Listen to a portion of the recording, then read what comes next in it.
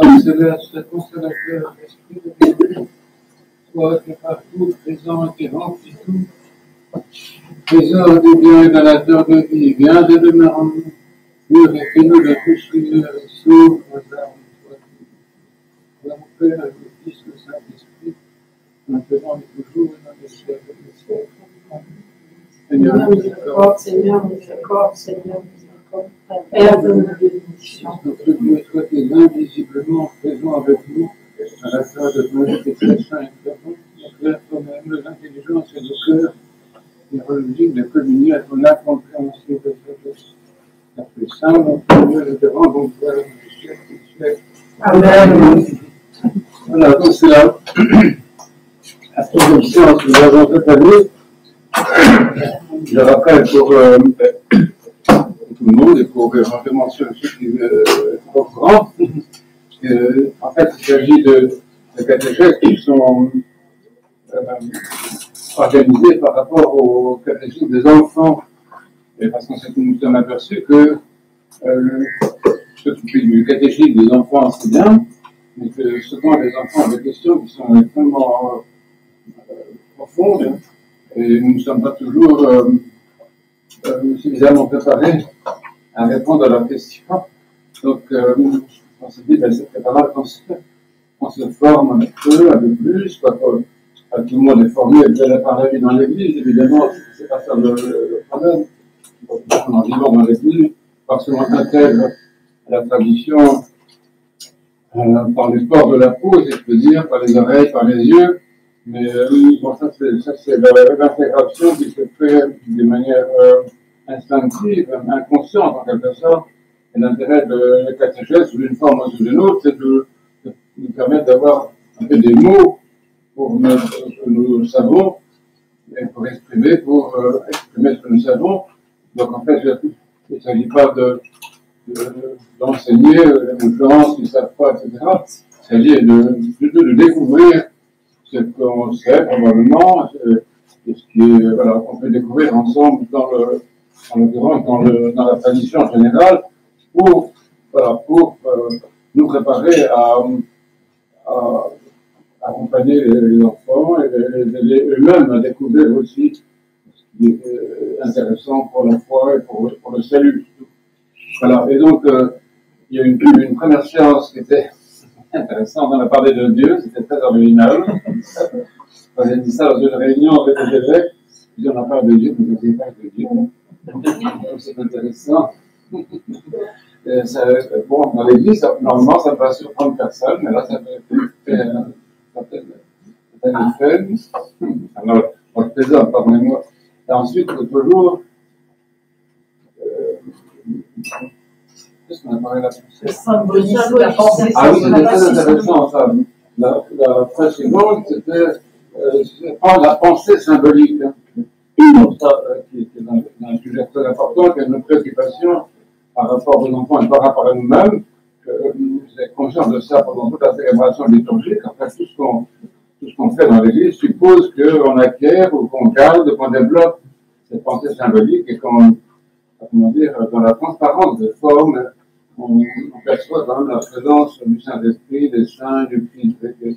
C'est assez typique, disons, de l'expérience orthodoxe, cette façon de fonctionner dans un registre double, le visible et l'invisible. C'est quand même assez caractéristique de l'expérience orthodoxe. Et donc, ce soir, le troisième sujet que nous avons choisi, c'est de parler de la Bible. Là aussi, c'est pas très original. Ils ont parlé de la Bible dans l'Église. Ça va pas assez original que de parler de Dieu. Mais bien sentir à part, en fait, on nous rend compte que, comment dire, je ne sais pas, je fais attention à ce que je dis, parce que je ne pas globaliser tout, mais souvent, disons, dans nos paroisses, dans nos familles, notre connaissance de la Bible est approximative, nous ne la lisons pas, nous ne la lisons pas beaucoup, nous ne savons pas comment faire très exactement, comment la lire.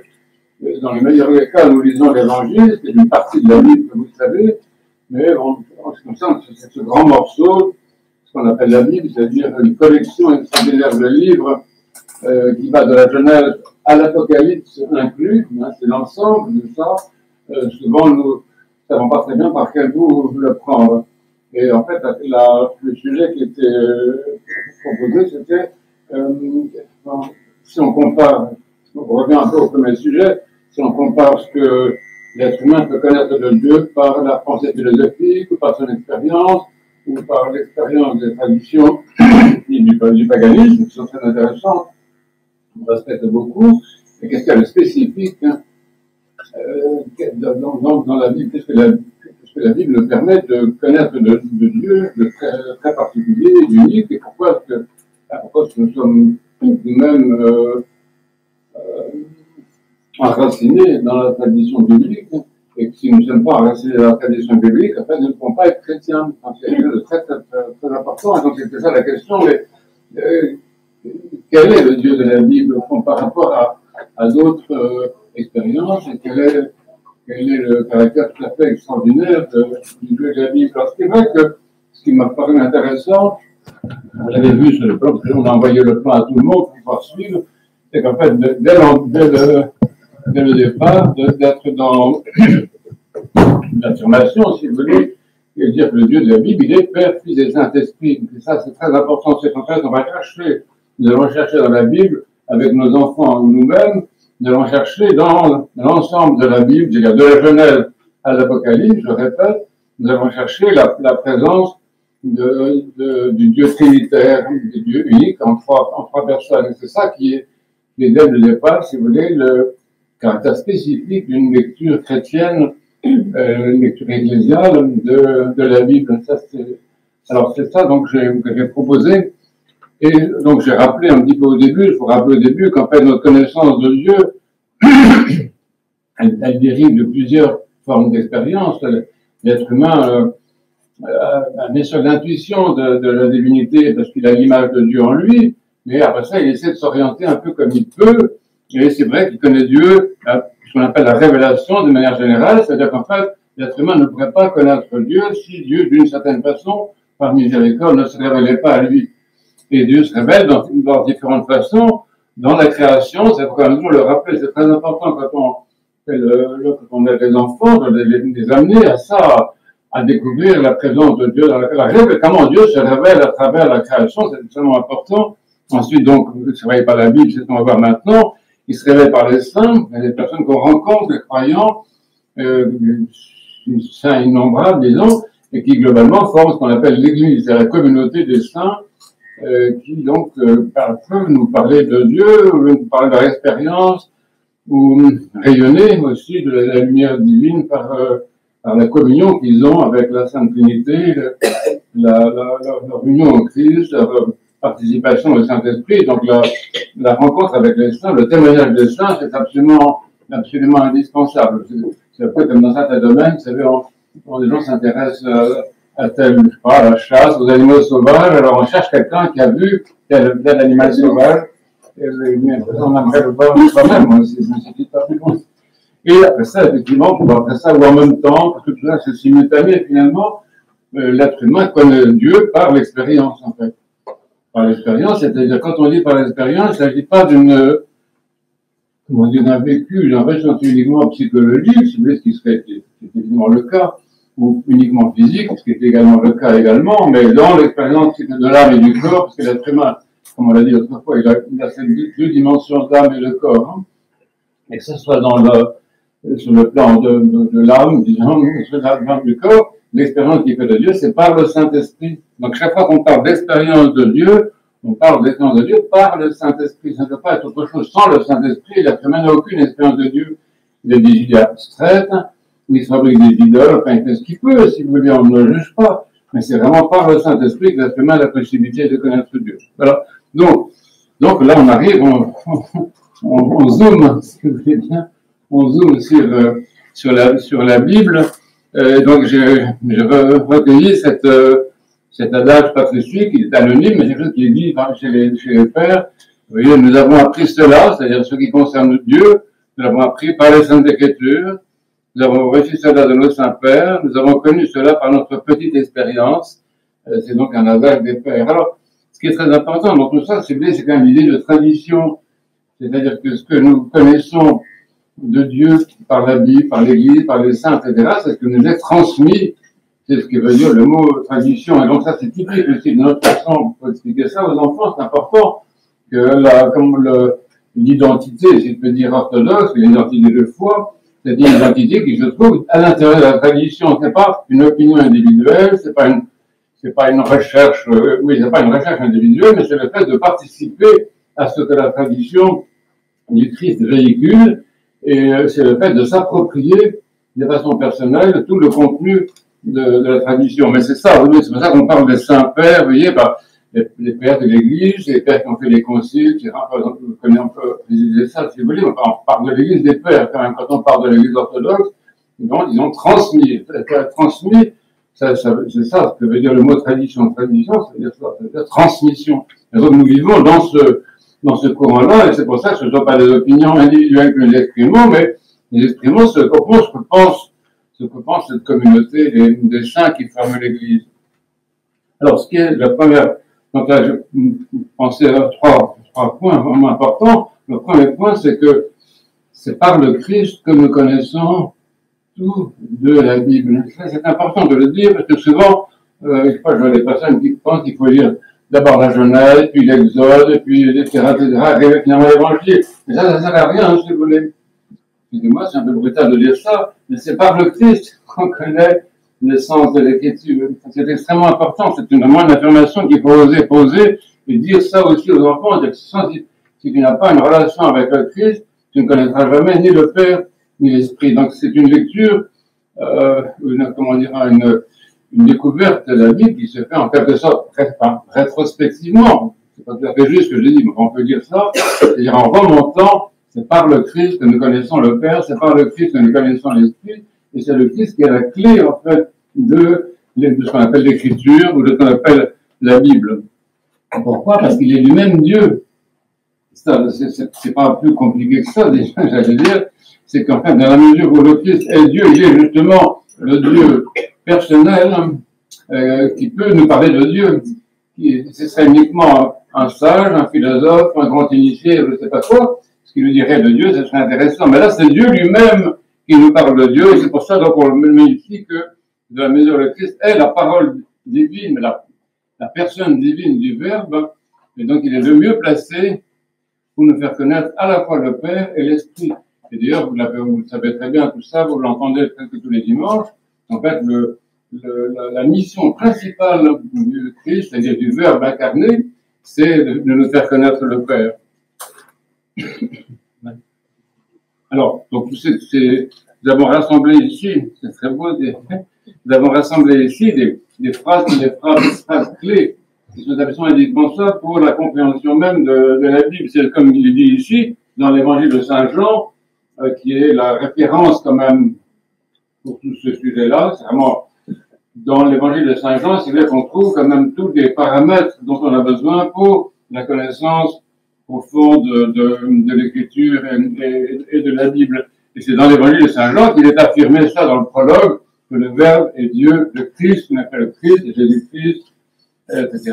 Mais c'est le Verbe qui est Dieu et qui s'est fait homme, et qui est dit, vous voyez, le Verbe est la lumière véritable qui éclaire tout homme, le Verbe s'est fait chair, il a fait sa demeure parmi nous, et également, cette parole est très importante, en fait, c'est vrai que nul n'a jamais vu Dieu, au fond, Dieu est inconnaissable, et que c'est le Fils unique, c'est-à-dire le Verbe, qui est dans le sein du Père, lui, qui le fait connaître. Donc c'est sans Jésus-Christ, sans le Verbe, nous n'avons pas accès véritablement à la divinité, sauf de manière assez vague.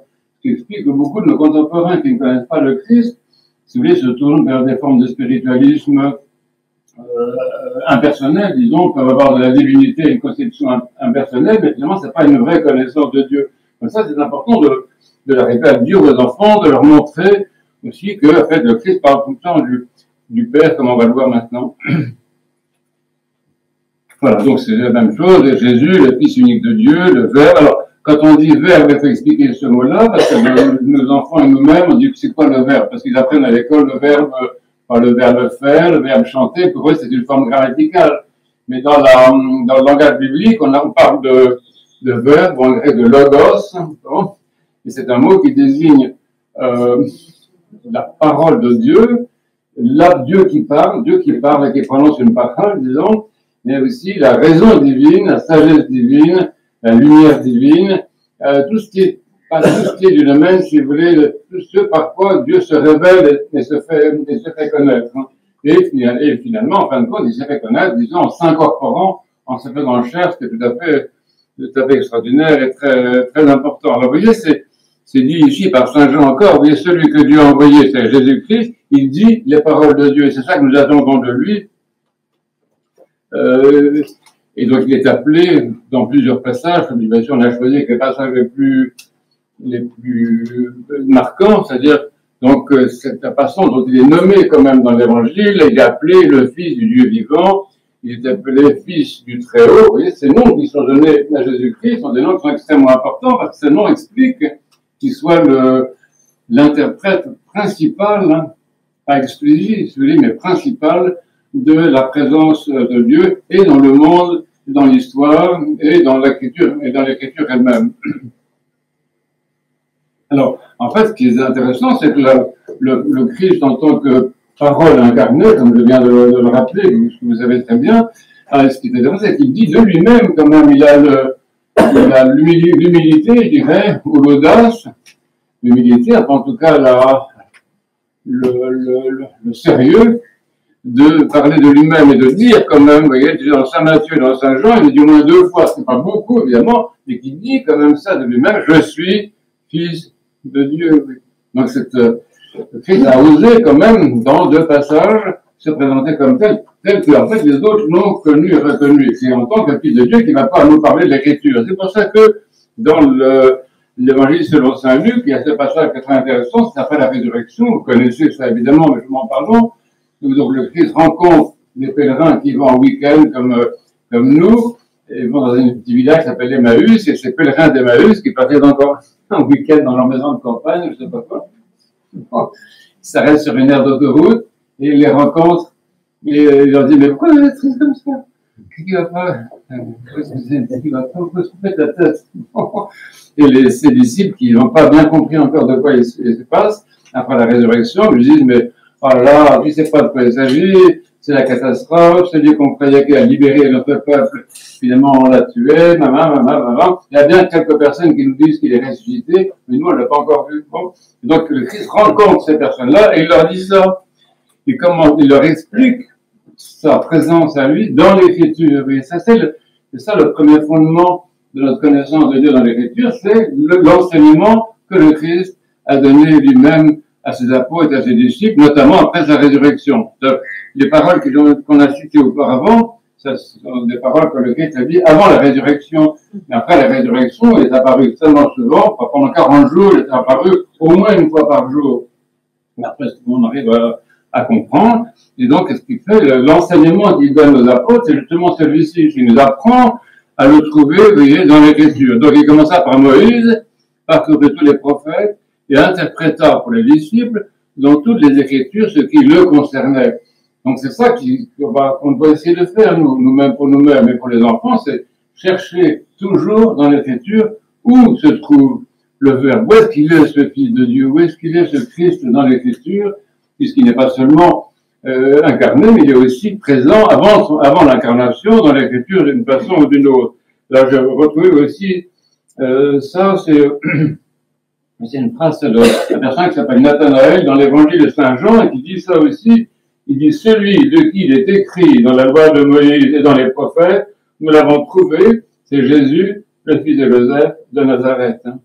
Et après ça, le Christ dans le passage de Saint Jean chapitre 5, verset 39, il dit en s'adressant aux Juifs qui sont autour de lui, les pharisiens, c'est des gens très évolués. Il ne faut pas dire des mal des pharisiens. Le pharisaïsme, c'est une déviation, si vous voulez, c'est du formalisme étroit. Mais les pharisiens, c'est des gens extrêmement évolués, c'est l'élite intellectuelle du peuple juif de l'époque. Et donc, le Christ s'adresse souvent à eux parce que il espère toujours un peu que comme ils sont des gens quand même qui connaissent très bien sa propre parole, ils vont peut-être réagir d'une manière constructive à ce qu'il leur dit. Mais en fait, il y en a assez peu.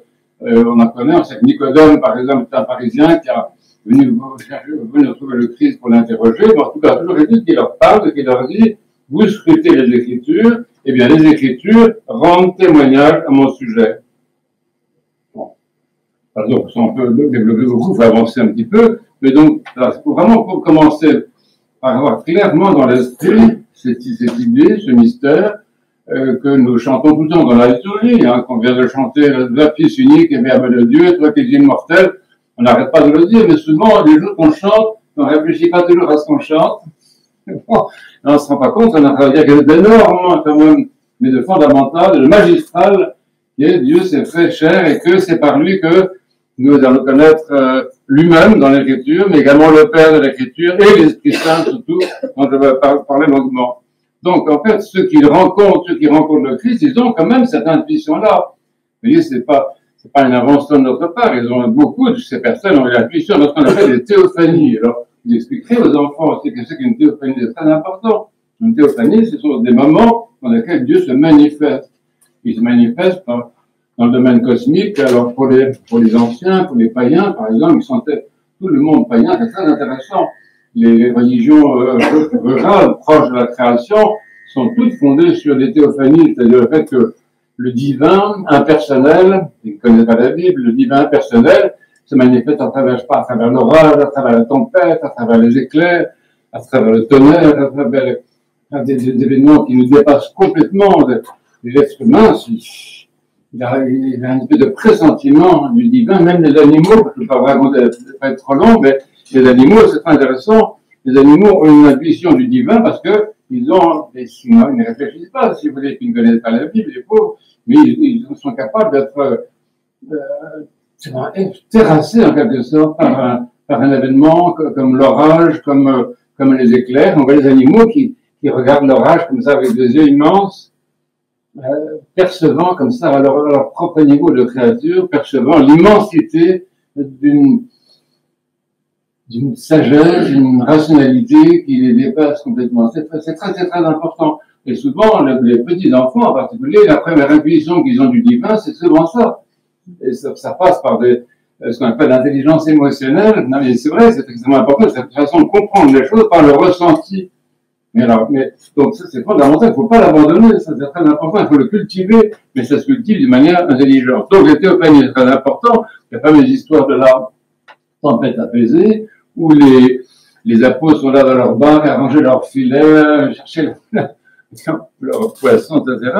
Et ils voient quand même le Christ qui marche sur la mer, et ensuite ils entendent le Christ parole, c'est intéressant, on voit par sa seule parole, il calme les éléments, il calme la tempête. Donc ça, c'est un évangile extrêmement important parce qu'on voit très bien que le Dieu Verbe, celui qui par sa parole a créé le ciel et la terre, il est encore capable justement, bien entendu, de calmer la mer. Mais pour les apôtres, c'est ça qui a été, entre autres, une révélation. C'est pour ça que l'apôtre Pierre, parce que c'est lui qui dit ça, il dit, vraiment, tu es le Fils de Dieu. Et il faut se replacer, mais il faut apprendre nos enfants à ça, que l'admiration, l'émerveillement, c'est la base de la connaissance.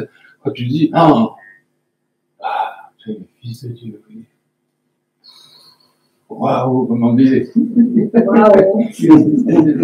Waouh. Donc, c'est ça. Alors, celui ou celle qui n'est pas capable d'éprouver ça, il ne peut pas bien comprendre de quoi on parle ici. Parce qu'en fait, la Bible est constamment alimentée par des moments où l'être humain est dépassé dans cette brillanton, il est stupéfait, terrassé par la grandeur des événements, le caractère incompréhensible de ce qui se passe là, et qui n'arrive qu'à traduire de cette façon-là. L'apôtre Pierre, dans un autre passage, dit la même chose, il dit Dieu Christ, tu es le Fils du Dieu très haut, béni dans ce monde. Donc, vous voyez, les gens qu'on a rencontrés, les disciples, n'étaient pas très nombreux, c'est une poignée de gens, moins nombreux que ce que nous sommes ce soir. Soyez bien conscients de ça. Le petit groupe de personnes qui a approché le Christ, qui essaie de percevoir un peu ce mystère invraisemblable et extraordinaire, c'est une poignée de personnes. Jusqu'à la résurrection, c'est devenu un peu plus nombreux. Après la résurrection, il n'y avait plus personne. Ils se sont reconstitués après ça avec les apparitions du Christ. Mais c'est un élément extrêmement fragile. Mais imaginez 5, 6, peut-être 10 personnes, 12 personnes maximum, 20 personnes, c'est pas capable d'éprouver cette stupéfaction devant la personne du Christ, et à travers cette expérience de stupéfaction et d'émerveillement, d'avoir l'intuition de sa divinité. Alors c'est pour ça que, ça c'est repris, bien entendu, on dit celui qui croit au Fils, qui est capable de cette confession de la foi qu'on vient de voir, eh bien, il a accès à un mode de vie qu'on appelle la vie éternelle, c'est un registre de vie, qui est le mode divin de l'existence. En réalité, c'est tout à fait, c'est un autre plan qu'on appelle vie éternelle, qu'on appelle royaume, il y a différents mots pour le signifier, mais qui est le niveau où l'être humain commence à fonctionner suivant la grâce de l'esprit, justement, dont on reparlera tout à l'heure. Et donc, se dire, ça c'est très important, ce que dit Saint Jean, qu'est-ce que c'est que la vie éternelle? C'est que les hommes te connaissent, toi, qui s'adresse au Christ, le seul véritable Dieu. Donc, vous voyez, cette affirmation chez Saint Jean, tout est concentré quand même sur la personne divine du Christ, par lequel on va avoir accès au reste. Bon, on avance un peu, pardon. Alors, ce qui est important aussi, c'est que tout ce qu'il dit de lui-même, ou ce qu'on dit de lui, ça a été sanctionné par des faits, par des événements qui sont principalement les miracles, qui sont très nombreux dans l'Évangile, pas aussi nombreux qu'ils auraient pu l'être, parce que le Christ, son problème à lui, si on comprend bien, c'est qu'il ne fallait pas qu'il soit pris pour un thaumaturge. Il fallait qu'il arrive à révéler sa divinité réelle sans qu'il y ait d'ambiguïté ou de contresens sur le sujet, qu'il ne soit pas pris pour, je sais pas quoi, pour un sorcier, un magicien, un thaumaturge, un charlatan, vous voyez, enfin, n'importe quoi, à la limite, vous voyez. Et là, donc, la question du Christ, c'est de pouvoir être identifié tel qu'il est, d'être reconnu pour qui il est, et pas être pris pour un autre, en quelque sorte. C'est pour ça qu'il fait extrêmement attention à l'usage des miracles, mais quand même, il y en a beaucoup. Et ces miracles sont toujours des miracles qui sont des théophanies, dans le sens où je l'ai dit tout à l'heure, et des manifestations de la divinité. Au fond, d'une certaine façon, le Christ prouve sa puissance divine, sa puissance créatrice et la puissance de sa parole. Surtout, ça c'est important, c'est qu'il est la parole en personne, et la parole qui parle, et la parole qui parle par la puissance de sa parole, fait exister, fait vivre, ramène de la mort à la vie, etc. Donc les miracles sont très nombreux, et j'insiste là-dessus, les guérisons par sa parole. Ça c'est très très important. Entre autres, vous pouvez retrouver les citations facilement dans le phénomène de résurrection, qui sont quand même très impressionnants, si vous voulez, qui sont pas c'est pas des légendes, il y a quelque chose, des témoins, des gens qui étaient là, qui l'ont vu, qui on sait à quel endroit ça s'est passé, dans quelle ville, on retrouve sur la carte à quel endroit ça s'est passé. Vous voyez, c'est quand même dans une géographie précise, une histoire précise, des événements historiques précis, attestés par des personnes dont on connaît les noms. Il faut parler des passages narratifs dans l'Évangile, je ne parle pas des paraboles. Paraboles, c'est autre chose. Mais la plupart des passages de l'Évangile sont des passages historiques en réalité. Hein.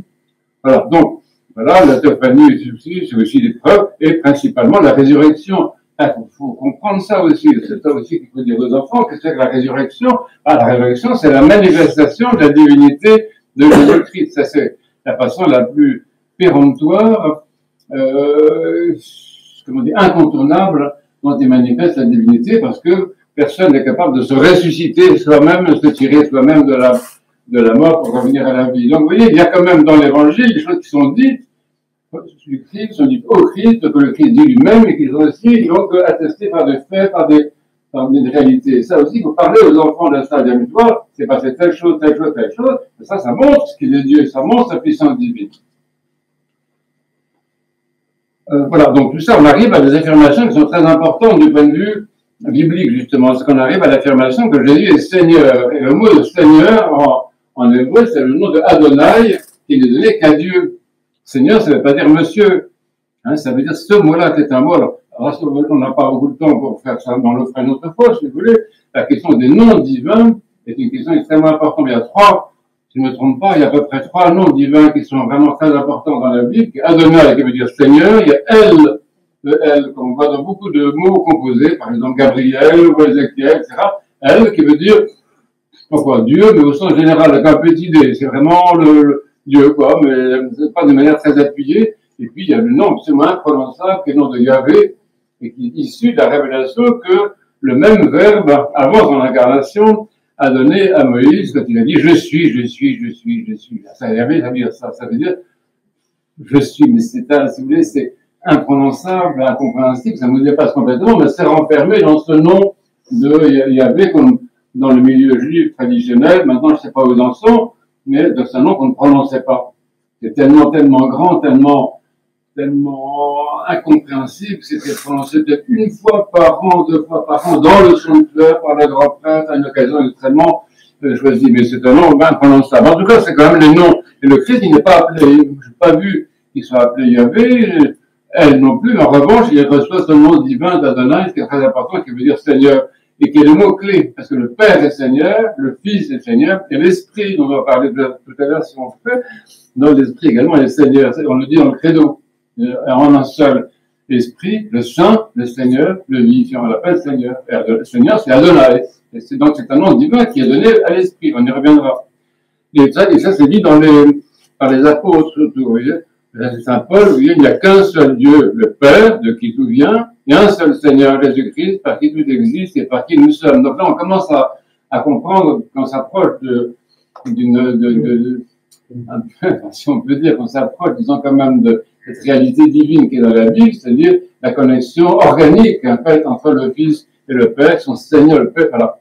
Et ici, c'est redit aussi, oui, par Saint Paul, Jésus-Christ est Seigneur. Et donc, la conclusion de certains passages, c'est que la Bible, c'est pas une idée, c'est pas une abstraction, c'est quelqu'un, et c'est une parole créatrice, et c'est la parole du Père. C'est ce qu'on va voir maintenant. Alors, donc, on arrive, si vous voulez, à cette connexion du Fils avec le Père, parce qu'un Fils sans Père, ça n'existe pas, hein. Et le nom de Père aussi ne veut rien dire s'il n'y a pas de Fils, qui sont des mots qui en eux-mêmes connotent l'existence d'une personne. Et donc, c'est le Fils de Dieu, parce qu'il est tout ce qu'on vient de dire de lui, parce qu'il est le Verbe incarné, parce qu'il est Seigneur, etc. C'est lui qui nous fait connaître le Père. Et c'est très important. C'est pour ça que nous attachons à la personne de Jésus-Christ, non pas pour exclure quoi que ce soit, mais c'est par lui que nous allons vers le Père. Alors, déjà, ce qu'il faut revenir toujours, il faut suivre un peu le Christ dans la Bible, parce qu'il y a le Christ comme Dieu incarné, mais le Christ avant l'incarnation. Le Christ avant l'incarnation, le Verbe avant l'incarnation qui est constamment présent dans la Bible. Je dis, il parle continuellement. Et on ne peut calculer le nombre de fois où est employée l'expression Dieu dit. Alors ça, je ne peux pas vous dire ça, ça serait trop long. Mais c'est Paul Evdokimov qui cite ça ici, c'est un texte des rabbins. Les rabbins étaient réunis comme ça à lire la Torah. Ils tombent sur ces passages et Dieu dit.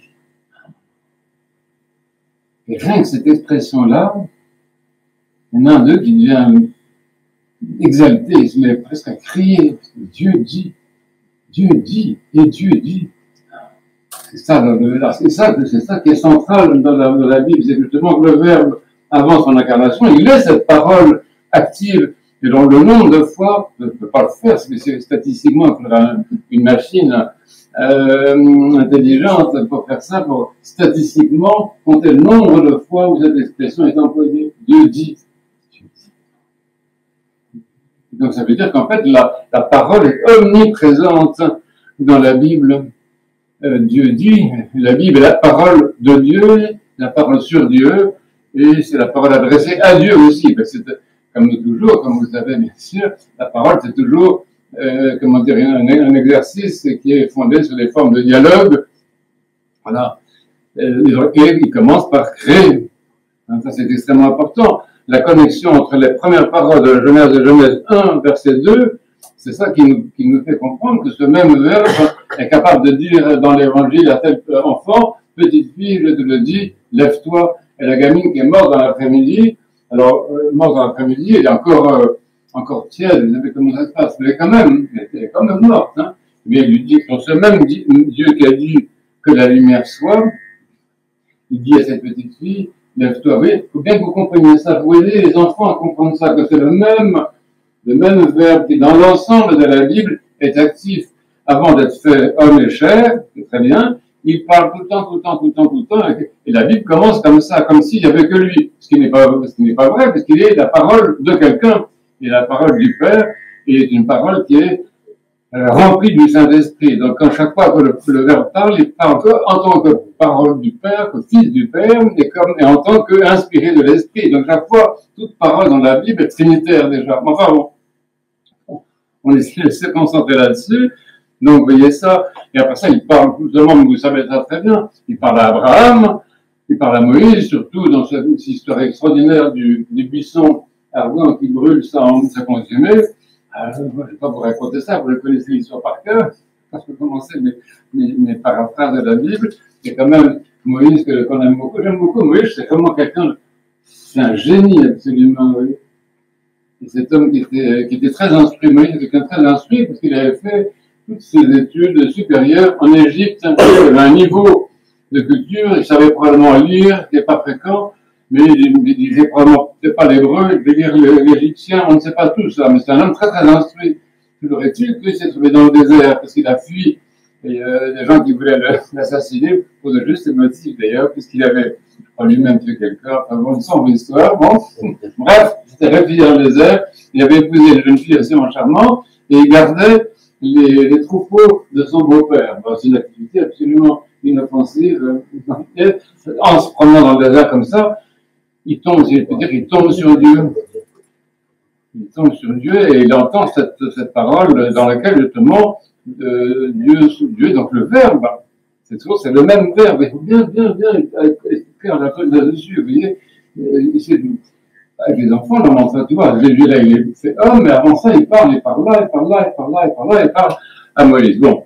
Donc, vous voyez, et une fois devenu homme, effectivement, il continue à parler, énormément d'ailleurs. En fait, il y a une économie de la parole, le Verbe incarné, les mots qu'il dit sont des mots quand même très ciblés, très choisis, enfin, pas en l'air. Le Verbe qui est Dieu ne parle pas en l'air, il parle pour dire des choses très profondes. Mais quand même dans l'évangile, surtout de Saint Jean, encore lui, on a plusieurs, on appelle ça les discours, dans lesquels le Verbe explique ce qu'il veut, ce qu'il fait, etc. Vous connaissez ça. En particulier, il y a un chapitre que nous aimons tous beaucoup, c'est le chapitre 17 de Saint Jean, dans lequel le Verbe parle au Père. Alors c'est magnifique, parce qu'on a cette conversation, le Fils de Dieu, donc le Verbe, qui parle au Père, qui le glorifie. Vous connaissez ça, vous le relirez. Donc ça, ce qui est important, c'est de voir ça, c'est qu'il y a une unité dans la Bible qui est faite autour de cet événement continuel de par la parole qui parle. C'est ça qu'on appelle souvent l'écriture la parole. Mais bon, c'est des paroles écrites quand même. On dit souvent la parole pour désigner l'ensemble de l'écriture. Mais c'est la parole, ça désigne aussi quelqu'un qui est le Verbe, le Fils de Dieu, et c'est également les mots qu'il prononce. Donc c'est un mot qu'il faut expliquer aussi quand on emploie le mot parole. Voilà. Bon, voilà, donc comme je l'ai dit ici, donc c'est le même, hein, c'est ça qu'il faut que ce soit clair dans nos esprits, ce que nous avons à transmettre à nos enfants, c'est le Christ qui va parler au principe et dans tous les livres de la Bible, qui s'est fait homme, qui vient accomplir l'histoire. Alors dans l'Apocalypse, dans des textes qui sont magnifiques à ce sujet-là, mais qui confirment toute cette vision, si vous voulez, du Christ extrêmement, vous savez, le Pantocrator qu'on voit dans nos églises romanes ou byzantines, on voit cette universalité, en fait, du verbe Pantocrator, qu'on traduit non pas par toute-puissance, qui ne veut pas dire grand-chose, mais par souverain. Et donc, c'est un mot qui est très important, mais vous voyez, c'est ça. Dans la Bible, dans l'Apocalypse, il parle lui-même. Il dit, je suis l'alpha et l'oméga, c'est-à-dire de A à Z, le A à Z de tout, non seulement de la divinité, mais de la création tout entière. Et cette phrase qui est très belle, qui est reprise dans la liturgie occidentale, pour ceux qui ont insisté, il est, il vient, c'est une citation de l'Apocalypse, ça désigne justement le même verbe, c'est le même. J'insiste là-dessus parce que souvent c'est pas très clair. Beaucoup de chrétiens ne se rendent pas compte que c'est le même qui parle, je sais pas, à Capharnaüm, à quelqu'un qui rencontre dans la rue, et qui a créé le monde par sa parole dans le principe. Ça, c'est vraiment, il faut insister là-dessus, on n'insistera jamais suffisamment. Mais donc, et ça, c'est dit par l'apôtre Paul, dans l'Épître aux Hébreux, Jésus-Christ est le même hier et aujourd'hui et il le sera à jamais. Donc cette unité de la Bible, elle se fait autour, principalement, pas exclusivement, je vais essayer d'avancer quand même, elle se fait principalement quand même autour de la personne du Verbe. C'est pour ça qu'on parle même le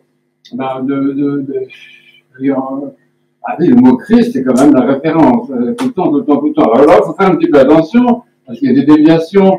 La déviation, et c'est pour protéger nos enfants aussi, la déviation consisterait dans ce qu'on appelle j'emploie des gros mots, le christocentrisme ou le christomonisme, c'est-à-dire une vie chrétienne qui ne verrait que le Christ, qui voudrait que le Christ, en fait, fait connaître le Père et fait connaître l'Esprit. Une vision qui serait pas trinitaire, qui serait donc, du point de vue chrétien, très, très appauvrie. Par exemple, le Christ est au centre, si vous voulez, mais à partir de lui, on va vers le Père et vers l'Esprit. Et donc, alors, ce que j'ai mis ici, c'est très important, ça veut dire qu'il y a une unité de la Bible aussi, une unité des Saintes Écritures. Mais souvent, bien sûr, on emploie des expressions Ancien Testament, Nouveau Testament. Bon, c'est pas complètement faux, mais c'est pas complètement vrai non plus. En réalité, il n'y a qu'un seul testament, il y a une alliance qui va d'Abraham à l'Apocalypse et qui est scellée par le sang du Christ. Donc, faites extrêmement attention. Moi, je serais plutôt pour vous encourager, les catéchètes qui sont ici, à donner aux enfants l'idée d'une unité profonde de la Bible. Alors, cela dit, il faut être complet. C'est vrai qu'il y a quand même l'idée d'accomplissement, c'est-à-dire qu'il y a des passages de la Bible qui sont voilés, qui sont cachés, on voit bien que la révélation n'est pas complète, et ces passages sont révélés, sont dévoilés dans l'Évangile ou dans l'Apocalypse, ou seront même dévoilés dans le monde qui vient. Donc c'est vrai qu'il faut accepter aussi que le trésor de la Bible, le trésor de l'Écriture, le trésor de la sagesse de Dieu, et surtout le trésor de l'amour de Dieu, se dévoile progressivement, et que dans cette façon-là, si vous voulez, c'est quand même l'Évangile, c'est les 4 versions de l'Évangile dans lesquelles le Verbe incarné apparaît et parle, c'est ça qui est quand même la référence normative. Vous devez savoir, vous le savez, je le redis tout le temps, vous devez savoir que sur l'autel, qui est là-bas, on ne met jamais la Bible. Ça vous surprend, pourquoi est-ce qu'on parle de la Bible ce soir, alors? Est-ce qu'on met sur l'autel ce qui est l'essentiel, le résumé, ce qui est la clé des Écritures? Mais sur l'autel, il n'y a pas les écrits des apôtres de Saint Paul, il n'y a pas les actes des apôtres, il n'y a pas les psaumes, il n'y a pas la Bible, rien de tout ça, il n'y a que les 4 évangiles, strictement, ce qu'on appelle l'évangéliaire, qui est porté dans la liturgie, qui est présenté, avec lequel on est béni tout le temps, et c'est strictement mais ça ne veut pas dire qu'on méprise le reste, mais ça veut dire que l'Église a eu cette conscience que tout ce qui va de la Genèse jusqu'à l'Évangile même, c'est en gestation, c'est une présentation, c'est une annonce, c'est prophétique. Il y a une partie prophétique dans la Bible, on va dire ça, qui va de la Genèse au Nouveau Testament, et puis une partie qui est l'accomplissement des prophéties par l'incarnation du Verbe et le don du Saint-Esprit à la Pentecôte. C'est quand même des grands événements. Vous voyez, 2 événements fondamentaux pour l'histoire humaine, c'est le fait que Dieu, le Dieu créateur, s'est fait chair, et le fait que l'Esprit, dont on parlera tout à l'heure, agissant tout le temps, quand même descend en plénitude à un moment précis de l'histoire, donc à Jérusalem. Alors c'est pour dire qu'il y a une unité, mais en même temps il y a des chapitres, il y a une progression, et il y a un accomplissement dans l'Évangile qui est en filigrane, en quelque sorte, souvent, dans les livres prophétiques. Alors, on arrive, on se rapproche du sujet. Donc, l'essentiel de la mission du Verbe, c'est de faire connaître le Père. À travers tout ce que je viens de dire là, si vous voulez, le Verbe ne renvoie jamais à lui-même. Mais ça, on le sait, parce que aux apôtres, il a dit, écoutez, les enfants, je m'en vais, je vous laisse tranquille, parce que l'Esprit Saint va venir, il va vous conduire vers la plénitude de la vérité. Donc le Verbe fait extrêmement attention de se retirer aussi. Dieu sait s'il parle tout le temps, cette question Dieu dit, il y a 1000 fois dans la Bible, mais n'empêche que il s'efface parce qu'il n'est pas venu pour s'annoncer lui-même, il est venu pour annoncer le Père. Donc il témoigne du Père, ce que nous faisons dans nos prières quotidiennes. Ah oui, c'est la prière que le Christ a appris à ses disciples, c'est-à-dire à vous, à nous, c'est cette prière-là, quand même. Il nous a appris le Père. ici des phrases comme ça, oui, je te bénis, Père, Seigneur du ciel et de la terre. Celui qui m'a vu a vu le Père. Ça, c'est extrêmement important. Vous voyez, donc, ça dit ça quand même, qu'il y a une distinction entre le Père et lui, mais qu'il y a une unité entre eux. C'est le Père qui m'a envoyé. Dans l'évangile de Saint Jean, aussi, on a toujours cette parole-là. Donc, on connaît le Père par le Fils. Le Père est à l'œuvre par le Fils. Et donc, il y a aussi une unité. Parce que là, on est en train d'aborder le mystère trinitaire avec la personne du Fils, les personnes du Père, sans parler encore de la personne de l'Esprit. Il ne faut pas se disperser, on n'est pas des polythéistes. Hein, c'est ça la grande question. Par exemple, les amis musulmans, j'ai un certain nombre d'amis musulmans, quand je parle avec eux, ils me disent, ah, vous les chrétiens, vous êtes des polythéistes. Ils ne comprennent pas que la Trinité, là, c'est... Mais nous-mêmes, nous ne la comprenons pas, nous la glorifions, nous la vénérons, et en tout cas, il ne s'agit pas d'un polythéisme. Il y a une unité profonde, et c'est ce qui apparaît ici, quand le Verbe dit ça, il dit le Père et moi, nous sommes un. Donc il y a une unité, la divinité, ça c'est la foi chrétienne, hein. Nous croyons en un seul Dieu, Père, Fils et Saint-Esprit. Voilà, on peut avancer. Non, un peu plus comme ça, pour que vous soyez dans le champ. Voilà. Alors, comment est-ce qu'il fait connaître le Père? Ça, c'est une question qu'on peut poser aux enfants. Comment est-ce qu'il le fait? Il le fait par les prophètes, hein, parce que la façon dont le Père parle, quand on dit Dieu dit, c'est une expression extraordinaire qui faisait pleurer d'émerveillement ce rabbin. Dieu dit, Dieu parle. En fait, il parle par les prophètes, il se donne, il s'est choisi des bouches en quelque sorte humaines pour transmettre sa parole. Hein. Et donc, on retrouve ça chez les prophètes, Isaïe, c'est des paroles qui sont attribuées au Verbe. Si tu es notre Père, parlons à Dieu, vous êtes des fils pour le Seigneur notre Dieu, Seigneur mon Père ne m'abandonne pas, ça c'est dans les psaumes, et Dieu se nomme Père éternel. Donc en fait, le nom de Père est prononcé par le Fils tout le temps dans la Bible, mais il le prononce souvent par la bouche des prophètes ou la bouche de ses disciples que nous sommes. Quand nous disons Père, en fait, c'est le Christ qui en nous parle en quelque sorte par le Saint-Esprit, et nous appelons Père celui qui est le Père du Fils incarné et qui est en même temps notre propre Père par le baptême.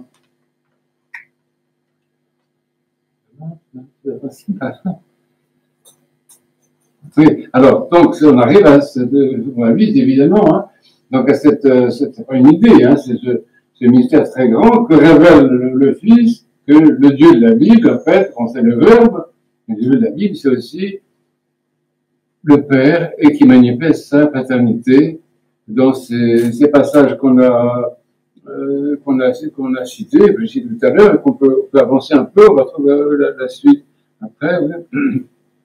Voilà, c'est assez important, c'est que la façon dont Dieu parle dans la Bible, il parle de façon articulée. Vraiment, la parole de Dieu, c'est une parole intelligible, en fait, c'est une parole audible, qui parle au cœur de l'homme, qui parle par les prophètes, mais il parle aussi par des signes, il parle par des manifestations. C'est vrai que les fameuses théophanies dont je parlais, ce sont des façons dont Dieu aussi s'exprime. Dieu s'exprime de différentes façons.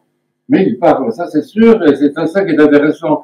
Alors, mais donc, sa façon de se révéler, de révéler sa paternité, c'est-à-dire, qu'est-ce que la paternité? C'est la sollicitude de quelqu'un à l'égard des autres, ses enfants, de ceux qui sont autour de lui.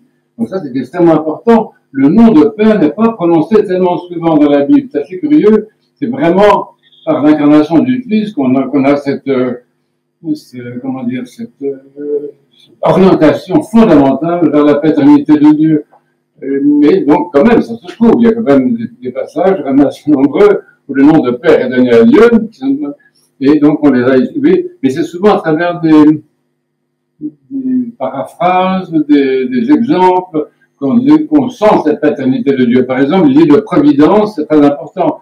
Je cite ici, ta providence, ô Père, comme en allemand, gouverne le navire étant donc l'image du peuple de Dieu, il guide le peuple qui s'est choisi, il a tiré d'Égypte, comme vous savez, et le refuge et sauveur, nous disons dans les psaumes presque tous les jours, notre refuge, quand nous appelons Dieu refuge ou sauveur, c'est vrai que nous tournons vers vers ce mystère de la paternité. Nous tournons vers un Dieu qui est plein de sollicitude, dont on peut attendre l'aide, la consolation.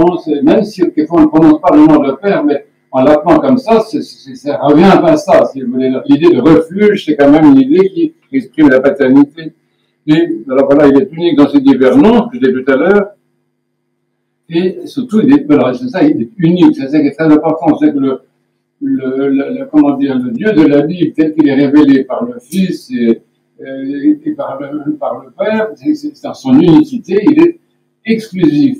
Exclusif, c'est-à-dire que Dieu ne peut pas supporter, c'est-à-dire il n'y a pas de concurrent en quelque sorte.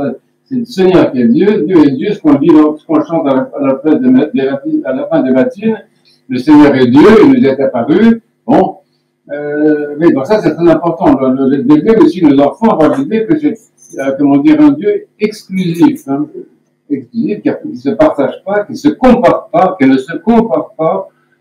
n'est pas sur le même plan que quoi que ce soit d'autre. Il n'y a aucun, dans la Bible, il n'y a aucune place pour le relativisme.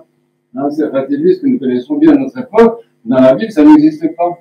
C'est comme les gens disent, est-ce qu'on peut comparer, je sais pas quoi, la Bible avec un autre nom? Il n'y a aucune comparaison. Laissez tomber par les autres choses. Arrêtez de faire des comparaisons qui ne tiennent pas. Dieu est incomparable. Le Dieu tel qu'on ne connaît pas la Bible ne se compare avec rien d'autre.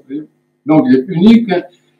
Et alors, effectivement, il a une action dans l'histoire. Alors, ça, sont des passages un peu difficiles dont il faut parler, parce que les enfants, forcément, comme nous, peuvent être confrontés. C'est qu'il y a dans la Bible, comme vous savez, des passages qui sont très, très durs. C'est des passages historiques, hein, dans lesquels le peuple de Dieu qui s'est constitué progressivement en se séparant de l'idolâtrie, en se distinguant des peuples païens. C'est toute une histoire, d'arriver à comment dire, une identité autour du Dieu unique. C'est toute l'histoire de la Bible, ça. Mais en même temps, donc, ce peuple est confronté à d'autres peuples, hein, et ça se passe pas toujours pacifiquement. Loin de là, il y a quand même beaucoup de passages dans la Bible répercutés dans les psaumes où il est question de conflit entre le peuple de Dieu, ce peuple qui reconnaît le Dieu unique, et les autres peuples autour qui sont des peuples encore païens ou idolâtres. Donc, voilà, il faut en parler de ça. Il faut dire qu'en fait, que dans sa sollicitude, Dieu aussi protège, on va dire ça comme ça, il protège ce groupe de personnes, peut-être pas très nombreux, pas de plus en plus nombreux quand même, il protège ce peuple qui est porteur de la connaissance qu'il a donnée de lui-même. Et ça, c'est précieux. C'est un peu le peuple de Dieu, le peuple saint, qui donc s'est élargi à l'Église, c'est-à-dire à vous ici présents. C'est un peuple tout à fait extraordinaire, qui sont uniques à la connaissance de Dieu, qui est capable d'appeler Dieu Père, qui est capable de savoir que Dieu a un Fils qui s'est incarné, que Dieu est Esprit, de tout ce que nous disons. Donc c'est pas n'importe quel peuple. Vous-même ici, les chrétiens que vous êtes des gens de la Bible, vous n'êtes pas n'importe qui. Vous voyez, on parle à propos des chrétiens, on parle de peuple royal, on parle de peuple prophétique, on parle de peuple sacerdotal. C'est-à-dire que ce n'est pas n'importe des chrétiens, c'est pas n'importe quoi, vous voyez, n'importe qui, parce que vous êtes porteurs justement de cette connaissance, de cette révélation, de cet accès au Père par le Christ. Bon, mais voilà, donc je veux dire, donc effectivement, il y a des passages où, en tout cas, c'est pas Dieu qui le dit, hein, mais c'est interprété comme ça par les rédacteurs, l'idée de correction, que Dieu corrige son peuple, que Dieu le défend, que Dieu le châtie. Hein, c'est même dit quelquefois un passage, voilà, Dieu, il y avait justement, reprend celui qu'il chérit comme un père son fils bien-aimé. Bon, donc, il y a certains passages de la Bible qui sont quand même assez sévères, et donc ça a été interprété en tout cas comme ça par les rédacteurs, que Dieu en quelque sorte corrige son peuple qui aurait tendance à s'égarer retourner dans le polythéisme, retourner dans le matérialisme, si vous voulez, c'est un peu la même histoire que la nôtre. Hein. Donc, Dieu essaie de protéger quand même l'héritage qu'il a confié à ce peuple-là. Mais donc, c'est assez important parce que ça peut aller jusqu'à des passages très violents. Et il faut savoir que la violence dans la Bible est liée à l'état d'immaturité du peuple. C'est dit quelque part, je n'ai pas retrouvé le passage, c'est qu'en fait, Dieu se manifeste souvent de la façon dont il peut être compris par les personnes. Donc, il va se manifester dans la violence quand il a affaire à des gens qui eux-mêmes ne fonctionnent que comme ça, qui ne sont pas capables de comprendre autre chose. pour arriver à se manifester comme amour, il a fallu des générations, des générations, des générations, des générations pour que Dieu puisse se manifester tel qu'il est véritablement, c'est-à-dire comme amour. Mais avant ça, bon, il est question du amour évidemment chez les prophètes, mais ça ne peut pas être une manifestation en plénitude parce que, du point de vue de Dieu en tout cas, l'humanité, son peuple est absolument incapable de recevoir cette révélation. Et la preuve en est d'ailleurs que quand il a fini par se manifester comme amour, regardez les réactions de son peuple, c'est absolument décevant en fait. Très peu de réactions, très peu de compréhension. Et il y a un père de l'église qui s'appelle Saint Nicolas Cabadilla qui parle de ça, justement, il dit Dieu a cherché Dieu cherche à prouver aux hommes qu'il est amour, qu'il les aime, qu'il est un père, etc. Mais c'est pas comment s'y prendre. Et finalement, donc c'est en s'incarnant, c'est un peu anthropomorphique comme expression, mais en s'incarnant, il s'est incarné pour ça, pour manifester sa amour de manière palpable, de manière physique, corporelle, pour convaincre les hommes qu'il est amour. Mais ça marche pas tellement, vous voyez, parce qu'en fait, même sur la planète actuellement, qui est capable, sauf quand même une minorité d'hommes et de femmes, qui est capable de comprendre ce message, qui est capable de comprendre l'évangile, qui est capable d'oser croire qu'il est aimé de Dieu, que quand tu dis Dieu est amour, les gens rigolent, et on croit à ça. D'une certaine façon, nos contemporains seraient beaucoup plus sensibles à un Dieu qui serait un espèce de tyran, qui imposerait le bien par la force. Non, ça marche très très bien. Mais l'être humain, d'une certaine façon, préfère les tyrans, préfère les dictateurs. Un Dieu dictateur, ça marcherait très très bien. Mais un Dieu amour, c'est pas si facile à faire passer. Et en fait, c'est ça le projet de Dieu, c'est de se révéler tel qu'il est. Mais c'est super difficile, mettez-vous à la place de Dieu. C'est super difficile pour lui de se faire connaître tel qu'il est. Bon, j'avance un peu, pardon. Donc, il y a des idées qui sont très importantes, des d'alliance. Ça, c'est vraiment typique aussi de la manifestation de la paternité de Dieu. Une des façons dont il se montre Père, c'est en faisant alliance avec Abraham, avec des personnes, et avec son peuple également. Oui, alors, on parle d'alliance avec Abraham, avec Noé, évidemment, avec David, au Sinaï avec Moïse, et surtout, cette alliance, elle se concrétise dans la personne même du Verbe quand il se fait homme. Et donc, ce Dieu Père, il manifeste sa paternité comme créateur aussi, vous voyez, le créateur de l'univers, créateur de l'homme, et aussi, il est souvent conçu comme constructeur, architecte, dans le livre de la sagesse. Donc, c'est un père qui construit sa maison. C'est-à-dire, dit, le Seigneur a bâti sa maison, donc c'est le répond des vêpres du dimanche, les fins vêpres du dimanche. Le Seigneur règne, il a bâti sa maison. Donc, Dieu construit le monde, construit l'histoire, construit son peuple, construit la maison dans laquelle il veut que son peuple habite. C'est pour ça qu'il est appelé architecte. Et surtout, là on arrive à cette notion qui est très importante, il est souverain. Je suis le Dieu souverain, c'est-à-dire la souveraineté, ça veut dire l'omnicompétence, l'universalité, la totalité, en fait, dans la connaissance, dans la sagesse et dans la responsabilité. Un souverain, c'est pas un tyran, justement. Dieu n'est pas le tyran de l'humanité, il est souverain, c'est-à-dire qu'il est le responsable, le chef par excellence. Et c'est pour ça que quand il vient parmi les hommes et qu'il monte sur la croix, c'est un moment extrêmement important. Et vous savez très bien, sur la croix, on montre souvent le Christ avec la couronne. C'est le souverain de tout le monde du monde qui a accepté de donner sa vie pour se manifester comme amour. Donc c'est ça, il est exclusif. Et voilà, il dit qu'il est, il est. Dieu est. On ne peut pas dire autre chose que ça politique. Il n'y a pas très grand chose à dire que ça. Je suis. Il est quoi? Non, il n'est pas quelque chose, il est. C'est ça, c'est une affirmation. Mais on trouve quand même des attributs, par exemple, qui confirment sa paternité, le mystère de compassion, de miséricorde, ça c'est beaucoup, dit dans la Bible, dans les psaumes, comme vous savez, mais la miséricorde, c'est justement l'expression de la paternité, de l'amour paternel. Et souvent, cette compassion, cette miséricorde, qui est paternelle, elle est exprimée par le Fils. Alors, donc, pour marquer ce qu'on vient de dire, donc le Dieu de la Bible, c'est donc quelqu'un. C'est important, hein. C'est pas une divinité impersonnelle, c'est pas un divin impersonnel comme on peut trouver ailleurs, si vous voulez. C'est quelqu'un qui a un nom et qui est un interlocuteur aussi pour l'homme, et qui est d'une conscience paternelle, comme je dis ici, bienveillante. Et ça, on le sait, au moment de Noël, justement, par longtemps, on reçoit, on va dire, gloire à Dieu, que les cieux, paix sur la terre, bienveillance parmi les hommes. Donc ça, c'est très typique, si vous voulez, de la paternité de Dieu, qui est manifestée comme bienveillant, comme bienveillant. Ça, vous voulez dire aux enfants, on veut dire que ils peuvent le prier parce que Dieu est bon, il est homme, il est miséricordieux, il est compatissant, il est bienveillant, il ne veut que du bien. Oui. Et faire extrêmement attention, quelquefois, parmi les chrétiens, il y a des idées qui circulent, qui nous présentent Dieu de manière absolument sinistre, hein, comme un Dieu très cruel, un Dieu punisseur, mais c'est pas très bien. Oui, qu'est-ce qu'il y a derrière ça? Dans certaines sectes néo-protestantes, on insiste beaucoup là-dessus, parce que c'est un moyen de terrifier les gens et de les asservir par la peur. Mais nous ne vivons pas dans la peur de Dieu. Être chrétien, c'est absolument pas avoir peur de Dieu. C'est au contraire, c'est craindre, mais c'est autre chose. La crainte, c'est l'appréhension d'être séparé de qui tu aimes et de qui t'aime. C'est ça la vraie crainte.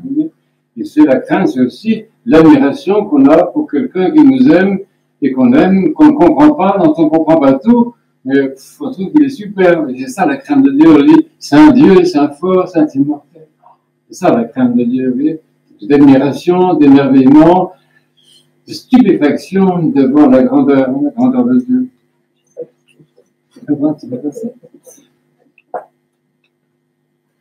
Alors, après ça, on avance, bien sûr, puisqu'on a dit au début que les de la Bible, les Père, Fils, Saint-Esprit, il fallait au bout quand même du projet. Et donc, voilà, ça c'est très important, c'est que l'œuvre du Christ, c'est-à-dire de Dieu incarné, de Dieu le Verbe incarné, comme on a dit au début, son œuvre, elle est d'une façon double. Principalement, c'est de faire connaître le Père. Ça, on l'a dit tout à l'heure, parce qu'il est le Fils, donc il fait connaître le Père. Mais il est celui qui fait connaître l'Esprit. Et ça, c'est très, très, très important. Donc, on ne peut pas, enseigner aux enfants, une foi chrétienne, qui n'aurait pas cette dimension-là fondamentale. Le Fils, c'est celui qui donne le Fils, c'est celui qui donne l'Esprit. Il en parle tout le temps dans l'évangile de Saint Jean, et il le donne après sa résurrection en particulier. Vous savez très bien, il souffle les apôtres, il recevait le Saint-Esprit. Donc le Saint-Esprit est extrêmement important. Mais le Saint-Esprit, il est dans les livres prophétiques. Il n'est pas seulement dans l'accomplissement des temps, dans la Pentecôte, après l'incarnation. On le trouve partout. Ça, c'est impressionnant quand on prend des tables bibliques, le nombre de citations correspondant à l'Esprit, c'est énorme. C'est presque aussi, je n'ai pas fait de statistiques, je n'ai pas de machine pour le faire, mais je pense que le nombre de fois où dans l'expression Dieu dit est à peu près, correspond à peu près au nombre de fois où il y a le mot esprit prononcé dans la Bible. C'est impressionnant. Ça, les chrétiens, souvent, l'ignorent complètement. On en parlait justement hier avec Père Claude, les chrétiens qui oublient de parler du Saint-Esprit alors que la Bible ne parle pas que de lui. Elle parle du Père, elle parle du Verbe, c'est le Verbe qui parle exactement d'ailleurs, elle parle de l'Esprit tout le temps. Alors, ici, il faut savoir que, d'après l'enseignement des Pères, des Pères de l'Église, les mots Esprit peuvent désigner deux réalités différentes. Quelquefois, c'est vraiment la personne du Saint-Esprit. Par exemple, dans le psaume 142, ton esprit me conduira dans un semaine de Jésus. Ça, c'est l'Esprit Saint en tant que personne. Une personne comme le Verbe est une personne, comme le Père est une personne. Et puis souvent, par exemple, dans le psaume 104, le mot esprit est employé pour désigner plutôt les énergies divines, la grâce divine, les énergies créatrices de Dieu. Donc, il faut faire un petit peu attention à ça. Il faut le montrer aussi. Montrer aux enfants, tu vois, dans ce passage-là, il s'agit de la grâce, il s'agit de l'énergie de Dieu. Et dans ce passage-là, ça, c'est l'esprit en tant que personne qui est nommé ici. Donc, en tout cas, dans la Bible, on a ça continuellement. Voilà, on arrive un petit peu. Cette partie qui est très très importante. J'insiste là-dessus parce que souvent c'est un peu oublié dans l'histoire de l'Église. Il y a 2000 ans de christianisme qui ne sont pas toujours satisfaisants quand même, mais dans une bonne partie quand même des formes prises par l'Église dans tous les pays, l'Esprit Saint a été quand même oublié très très très souvent, remplacé par une institution très efficace, par une théologie très efficace aussi, mais l'Esprit Saint c'est vraiment c'est la personne indispensable et c'est la personne qu'on oublie. Heureusement, je sais qu'il faut voir les offices de l'Église orthodoxe et les suivre, parce qu'ils sont très bien faits. Tous commencent par la prière roi céleste. Et l'autre jour, j'étais dans une paroisse, et ils avaient à dire l'office, un office avant la liturgie. Bon, moi j'ai dit la bénédiction, et je l'ai laissé faire, mais ils sont passés directement à Saint-Dieu Saint-Fort. Je dis, mais attendez, il y a une prière au Saint-Esprit avant, qu'est-ce que vous faites? Oui, mais si on ne fait pas attention, l'Esprit Saint qui est la personne divine la plus discrète, dont on ne connaît même pas le nom, on appelle souffle, inspiration, dans sa discrétion, il finit par se faire oublier, se laisser oublier. C'est catastrophique. Alors qu'en fait, le verbe il dit, c'est le Christ, hein, le verbe, il le nomme. Dieu a dit ça, c'est à la Samaritaine, vous connaissez cet évangile qui est magnifique, il parle à cette dame qui est une personne très inspirée, il lui dit ça, il lui dit Dieu est esprit, bah oui, quand même, donc c'est le verbe qui le dit, c'est pas moi, hein. Et il faut lire ça et tout l'entretien avec la Samaritaine, parce qu'en fait, le verbe, quand il parle à cette dame, auprès du puits de Jacob, qui est à Nopak, donc c'est probablement détruit actuellement par la guerre, avant, il y a quand même le puits de Jacob, et donc c'est là que le Christ a parlé à cette personne, et il l'amène progressivement à cette révélation. Il se révèle cette personne parce qu'il aurait pu, bon, vraiment il lui dit, je suis le Messie, je le suis, moi qui te parle. Mais son but, c'est d'amener beaucoup plus à la révélation de l'Esprit. C'est intéressant. Il l'appelle eau, il l'appelle, oui, c'est l'eau vive. Les différentes images sont employées pour parler de l'Esprit, parce que ce ne sont pas des noms, ce sont des images, ce sont des symboles, si vous voulez, ce sont des métaphores, des figures de style. En tout cas, il en parle. Voilà. Donc, il faut savoir aussi que cet esprit qui est dans l'histoire du monde et dans l'histoire de l'Église, il est envoyé, il a sa source dans le Père, c'est très important, et il est envoyé par le Fils, continuellement. Il est appelé comment? Il est appelé Paraclès. C'est le Christ qui l'appelle comme ça. Il l'appelle Paraclès, ça veut dire consolateur ou pédagogue. Le rôle de l'Esprit Saint, c'est toujours en fait d'éclairer l'esprit de l'être humain pour qu'il comprenne ce que dit le Verbe, en fait. Donc c'est pour ça que dans la Bible, l'esprit est tout le temps présent. C'est comme le Verbe parle tout le temps, Dieu dit, Dieu dit, Dieu dit, Dieu dit. Ah oui, mais, ok, mais qu'est-ce qu'il dit? Qu'est-ce que ça veut dire ce qu'il dit? Mais c'est l'interprétation, l'intelligence de ce que Dieu dit, c'est l'Esprit Saint qui le doit dire. Sans l'Esprit Saint, ce que dit Dieu, il peut dire ce qu'il veut, c'est incompréhensible.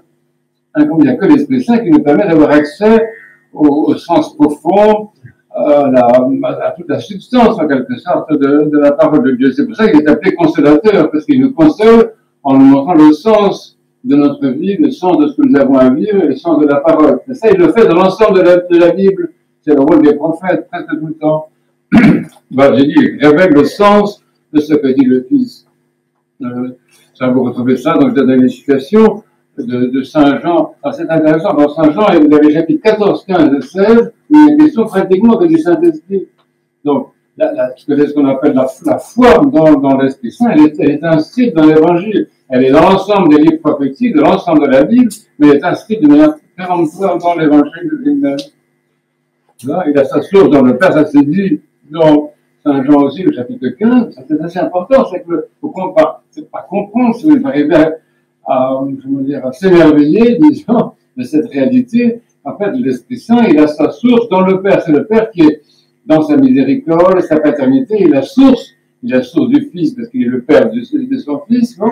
Mais il a la source de l'Esprit. Pourquoi? Parce que quand moi, par exemple, je suis en train d'essayer de m'exprimer, j'ai besoin de respiration, de souffle pour dire quelque chose. Imaginez que je ne respire pas, je ne peux même pas parler. Donc il y a un rapport entre la parole et le souffle, c'est indispensable. Et derrière cette parole et ce souffle, qu'est-ce qu'il y a? Mais il y a ma pensée. C'est qu'en principe, je pense à ce que je dis, je réfléchis avant de parler, je réfléchis avant de penser, comme dit l'autre.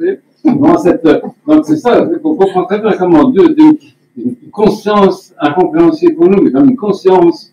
Et cette conscience, elle s'exprime à travers une parole, et cette parole elle-même est portée par un souffle. Donc la structure trinitaire de la divinité, elle est organique, et je sais pas comment dire, ça, c'est presque du bon sens. Vous voyez, c'est quand quand tu penses, tu parles, ben, tu as l'expérience et de la source de la vérité, de l'expression de la vérité et de l'inspiration de la vérité. Bon, ça peut. Mais donc, ce qui est dit ici, donc, très important, c'est que c'est par l'esprit que l'homme connaît le Père. Et ça, c'est le Verbe qui le dit. Il y a donc toute cette connaissance de Dieu dans la Bible, de Dieu comme esprit, de Dieu comme Père et Dieu comme Verbe. Elle nous est donnée par le Verbe incarné, mais par l'esprit qui nous est donné. C'est pour ça que l'Esprit Saint a été envoyé à la Pentecôte, c'est pour que l'être humain puisse connaître et le Verbe et le Père. Voilà, je vais avancer. Voilà, et donc on arrive aussi à la fin de cette partie-là, de même que le Père est Seigneur et souverain, etc., de même que le Verbe est Seigneur et souverain, ben, l'Esprit lui-même est Seigneur et souverain. Et il est appelé Seigneur, et il est, on appelle, c'est toujours les prières de l'Église, déjà qu'on a trouvé ces formules-là, on dit quand même Roi Céleste. Ah oui, Roi Céleste, c'est ça la souveraineté. L'Esprit est souverain. La souveraineté de l'Esprit, la seigneurie de l'Esprit. Et donc, vous allez me dire, oui, mais c'est vrai qu'on ne prie pas beaucoup l'Esprit Saint. C'est vrai qu'on prie plus dans l'Esprit Saint, on prie le Verbe dans l'Esprit, mais il y a quand même des prières où on s'adresse à lui directement. Pas énormément, c'est vrai, mais surtout, par exemple, dans le temps de Pentecôte, les prières qui sont divisées, qui ne sont pas écrites, mais qui sont divisées dans le peuple orthodoxe, c'est par exemple dire « Gloire à toi, Esprit très saint et très bon, Seigneur, gloire à toi ». Donc il y a des prières comme ça, de louanges adressées à l'Esprit. Bon, l'Esprit, la prière, ou dans les prières de Saint Simeon, le voix théologien, qu'on chante à la Pentecôte, où effectivement l'Esprit est l'interlocuteur. Mais dans l'ensemble, si vous voulez, l'Esprit Saint n'est pas l'interlocuteur en face. L'Esprit Saint, c'est plutôt celui à l'intérieur de moi qui parle à Dieu ou comment dire, ou autour de moi dans lequel je suis immergé, en fait. Hein, quand on parle de baptême, on parle d'immersion. Ben, le baptême, c'est une immersion, en fait, dans l'Esprit. C'est une immersion dans le Christ, c'est une immersion dans l'Esprit. Nous parlons dans l'Esprit et nous parlons avec l'Esprit qui est en nous. Il est à la fois en nous et autour de nous. Nous sommes à la fois immergés en lui et il est immergé en nous. C'est très intéressant. L'espérance du Saint-Esprit, c'est l'espérance fondamentale du christianisme. Oui. Pourtant, on insiste sur le Christ, on est bien d'accord. Mais sans l'Esprit Saint, il n'y a pas de connaissance du Christ. Il y a la preuve, et pour beaucoup de nos amis, le Christ, c'est un super-homme, un superstar, c'est un héros, c'est un grand philosophe, c'est un génie, c'est beaucoup autour de nous, même nous-mêmes, si nous ne faisons pas attention, nous avons tendance à nous laisser aller, à reconnaître dans le Christ, une sorte de surhomme, assez extraordinaire, assez génial, mais pas Dieu. Pour le connaître comme Dieu, nous avons besoin du Saint-Esprit. Il n'y a que l'Esprit Saint qui nous montre ça, qui nous montre la divinité du Verbe. Voilà, donc, vous voyez, pour ça, on l'appelle trésor des dons, ou trésor des biens, c'est plus ou moins bien traduit.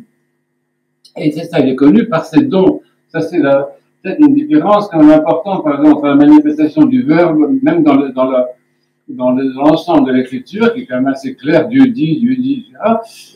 Et l'autre, l'Esprit Saint, dans la Bible, dans l'ensemble de la Bible et à l'intérieur même de notre communauté de baptisés, il se manifeste surtout par ses dons et par ses charismes. Ça, c'est un peu la caractéristique de l'Esprit Saint. Il se manifeste par les dons. Ça qu'on appelle donateur de vie, donateur d'esprit. Et on a ces expressions dans la Bible, j'en ai pris quelques-unes comme ça. On dit que Joseph est un homme doué de l'esprit de Dieu. Donc, l'esprit du domaine du don, c'est le don que quand tu donnes la vie, je sais pas, tu donnes le souffle, tu donnes la respiration. On avait quand même au moment de la création de l'homme dans la Genèse, il y a un moment où justement Dieu insuffle sa propre respiration dans l'homme. Donc on voit bien qu'il y a un don de l'esprit initial, c'est ça qui définit l'Esprit Saint, cette respiration divine, cet oxygène divin en quelque sorte qui est donné par le Père, mais dans le moment où il parle, c'est-à-dire avec le Fils. Qu'est-ce qu'il dit? Dieu dit, faisons l'homme à notre image. Donc il parle. Ah oui. Donc on a le Verbe tout de suite. Et après ça, ce même Dieu, insuffle cette vie qui n'est pas une vie biologique, qui est la vie de l'esprit, justement, dans l'homme. Donc on voit bien la forme trinitaire, et c'est ça qu'il faut chercher avec nos enfants. Nous-mêmes, quand nous lisons la Bible, c'est de repérer tout le temps, tiens, ça c'est le Verbe qui est là, tiens, c'est l'Esprit qui est là, tiens, ça c'est le Père dont on parlait, avoir toujours une vision trinitaire de la Bible. Alors, après ça, des passages très importants voyez, dans le psaume 142, que nous aimons beaucoup, que nous connaissons par cœur, il dit que l'Esprit Saint est celui qui nous conduit. Et ça se voit beaucoup dans la Bible, même ça va très loin dans l'Ézéchiel, qui a fait l'expérience d'être vraiment transporté, pas très bien où il était, mais transporté à un niveau de connaissance, à un niveau de perception, à un niveau de contemplation, à un niveau de vécu, à un niveau de ressenti, complètement, je sais pas comment dire, arraché à ce monde, en quelque sorte. Ça se voit dans la vision qu'on citait l'autre jour, de Saint Étienne, quand il voit par l'Esprit Saint, il voit justement le Christ à la droite du Père, mais là aussi il est transporté. Qu'est-ce que ça veut dire être transporté? Transport en commun, la SNCF, etc. Mais vraiment, être transporté, c'est que tu es hors de toi-même, tellement tu es saisi parce que tu vois, parce que l'Esprit Saint te montre, tu t'appartiens plus, c'est sorti de soi par l'admiration, par la contemplation, et ça c'est très important parce que notre sujet qu'on a abordé, il faut être aussi transporté de temps en temps pour voir ce qui est à voir, ce qui est invisible. L'invisible ne se voit pas à première vue. Je peux dire, vous voyez, il y a besoin, il faut quand même accepter d'être transporté, d'être animé, d'être vivifié, d'être inspiré, d'être, je sais pas, même d'acquérir une certaine forme de folie, même d'exaltation. Ce passage que j'ai lu là, de ce rabbin qui était transporté simplement par cette expression-là, Dieu dit, il était presque fou en nous disant cette parole, tellement ça le transportait, il s'est mis à taper sur les murs en disant Dieu dit, Dieu dit, Dieu dit, Dieu dit, Dieu dit. Il était dans un état second en quelque sorte. Il y a des états seconds quand même. Même dans la liturgie, quelquefois on arrête la liturgie parce que tout se dévoile, le ciel se déchire vraiment, véritablement. Alors donc c'est pour dire, ça c'est l'œuvre de l'Esprit justement, d'ouvrir le ciel en fait. C'est pour ça qu'on a par exemple cette expression-là, l'Esprit du Seigneur s'empara de David. Vous savez, c'est le sens du mot enthousiasme. Ça veut dire l'enthousiasme. L'enthousiasme, ça veut dire être saisi par Dieu, saisi. Il y a théos dans enthousiasme, théos. Donc, c'est celui qui est enthousiaste, c'est celui qui est rempli de la divinité. Celui dont la divinité s'empare, en quelque sorte. C'est pour ça qu'on a cette expression, l'Esprit du Seigneur s'empara de David. David qui faisait beaucoup de bêtises, comme vous savez, qu'il n'a pas que des qualités exceptionnelles. Et donc, il avait cette sensibilité à l'Esprit Saint et de voir des choses que les autres ne voyaient pas, d'être effectivement possédé en quelque sorte par la divinité, mais possédé dans le sens très positif. On ne parle pas de possession diabolique, mais être possédé par Dieu, c'est être habité, tu deviens l'instrument de Dieu, tu deviens la parole de Dieu, tu deviens la main de Dieu, tu deviens la bouche de Dieu, tu deviens l'instrument, l'outil, c'est pas l'instrument de Dieu. Donc il inspire les prophètes, et on dit ça aussi, mais David, sous l'inspiration de l'Esprit, c'est comme lu plusieurs fois dans la Bible, cette référence à l'action inspiratrice de l'Esprit. Et donc, ce qui est très important, c'est que dans l'Évangile, on voit que cette parole, c'est une citation, le Christ cite, c'est ça, il y a quand même de l'audace devant tout le monde, il dit ça, il s'assied, il ouvre la Torah, et il lit ces passages, il dit, l'Esprit Saint est sur moi, il m'a envoyé annoncer la liberté aux captifs, la délivrance des pauvres. Tout le monde l'écoute, et il dit à ça, aujourd'hui, cette parole s'est accomplie pour vous. C'est un événement extraordinaire quand même. C'est écrit ça, cette audace, cette humble audace, de dire les choses, de dire qui il était de cette façon-là. Voilà, bon. Alors, effectivement, il y a beaucoup d'autres passages qu'on connaît très bien. L'Annonciation qu'on va célébrer le 25 mars, c'est des moments où on voit bien comment l'Esprit entre dans l'être humain. Vous voyez, c'est quand même la vocation de l'homme, c'est d'être, on dit christifié, déifié, mais bon, c'est des mots qu'on peut préciser par le fait que l'être humain a la possibilité d'être envahi par l'Esprit Saint. Et donc, on a dans la tradition de l'Église, dans les expressions, on parle d'hommes ou de femmes de pneumatophores. Pneumatophore, c'est porteur ou porteuse de l'esprit, ou Christophore, porteur du Christ. il y a quand même c'est des prénoms qu'on a avec Christophe. Je connais personne qui s'appelle Jonathan, par exemple. Non, j'ai des noms pour les enfants. Et puis, donc, c'est ce mystère-là, disons, de l'habitation de l'homme par l'Esprit de Dieu, qui court dans toute la Bible et qui devient beaucoup plus palpable à partir de la Pentecôte. Alors, on avance un peu, on arrive à la fin. Alors, donc, il s'agit toujours de l'Esprit, hein. Envoyé d'auprès du Père par le Fils, ça c'est important, ça ne peut pas comprendre ça, c'est que certains chrétiens ont mal compris ça, ont mélangé un petit peu tout. En fait, c'est assez clair dans l'Évangile, l'Esprit a sa source dans le Père, mais il est envoyé par le Fils. Et c'est pour ça qu'il y a une peu de confusion, on croit qu'il a sa source dans le Fils, ce qui ne veut rien dire, ce qui n'est en tout cas pas ce qui est dit dans l'Évangile. Non, il a vraiment sa source dans le Père, mais il est envoyé par le Fils. Et le Fils, par exemple, quand il souffre les apôtres, il donne l'esprit du Père, et c'est lui qui le donne quand même. Donc il y a une articulation très étroite entre le Fils et l'Esprit. Bon, et comme ici, donc il permet à la personne d'être affiliée au Père ou adoptée par lui, c'est extrêmement important.